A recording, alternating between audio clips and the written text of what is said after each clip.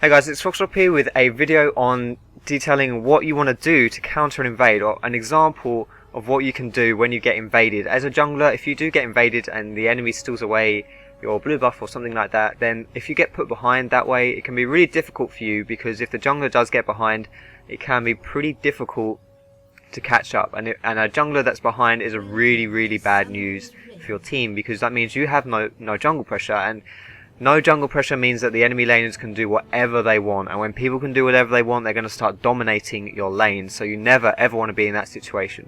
So this game I am playing Lee Sin versus a Fiddlesticks. I'm going to be starting at red buff because I just want to mirror Fiddle's path. I know he's going to be starting at blue, so I want to start at red and just follow him up the jungle, and that way I can counter gank level 3 at top. However, right here, as you can see, Lux walks a bit of the wrong route round and she gets picked off by the Thresh, and so chances are here I'm thinking they're probably going to be stealing away my blue buff. I didn't see for sure whether they went there or not, but I'm already thinking that they probably are. I mean, there's not really much we can do to stop them anyway. Their level 1 is a lot stronger than ours, especially with that Thresh catching people off.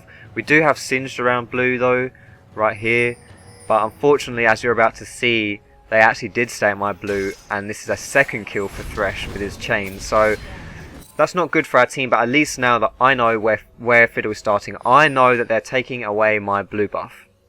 And so basically, I am faced with two options right here. I can either say, well, I've lost my buff, I'm going to try and jungle with my 1 buff and just try and catch up, or I can try and make a play and do something about it. Now the best thing which you can do when you're playing jungle in general, and right here this is no exception, is basically you want to be thinking from the other jungler's point of view. You're going to be thinking, what is this jungler, what does he think I'm going to do, or what do I think he's going to do? Basically, it can be very complicated. I might have just really confused you guys by saying that, but basically I'm thinking about it from his point of view. When you steal away a buff, i.e. my blue buff, you go and secure your own blue buff, because I could quite easily have gone and stolen his blue from my red. Now that's a very common thing that people do when they get countered. They go to the opposite buff and they always get caught out, especially with these like ghost wards flying around. They always get caught out, and so I make the decision here of taking away his red buff instead.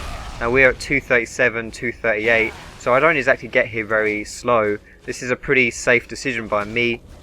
I did get my smiteless off at my red buff, and so I decided to take away his red because I know that he's probably not going to be expecting it.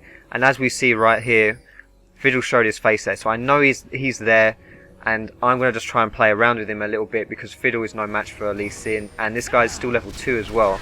I had a feeling he'd be level 2, because when you counter jungle you often leave creeps up, which means you don't get the full experience, and so he most likely wouldn't have got to level 3, which I had a suspicion but I wasn't sure about. So I blow his flash and I see him again, and he's just a free kill. I probably didn't even need to flash there, but I just wanted to secure the kill, and now I'm snowballing. So we went from a situation where I lost one of my buffs to an invade, to me now being ahead. Like, I got 2 buffs, and I killed Fiddle, and I stole his double buff, or his blue buff, sorry.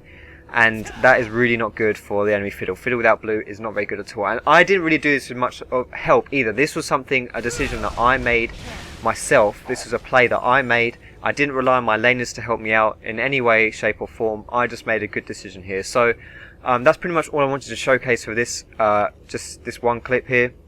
I hope you found this example helpful. This isn't, like a guide on how to do it. This is just one particular example. If I come across good examples to showcase things like this again, I will make future videos. But so yeah, this was this one example. Thanks for watching. I hope you found it useful. Let me know if you did find it useful. So yeah, thanks for watching guys, and I'll see you in my next video.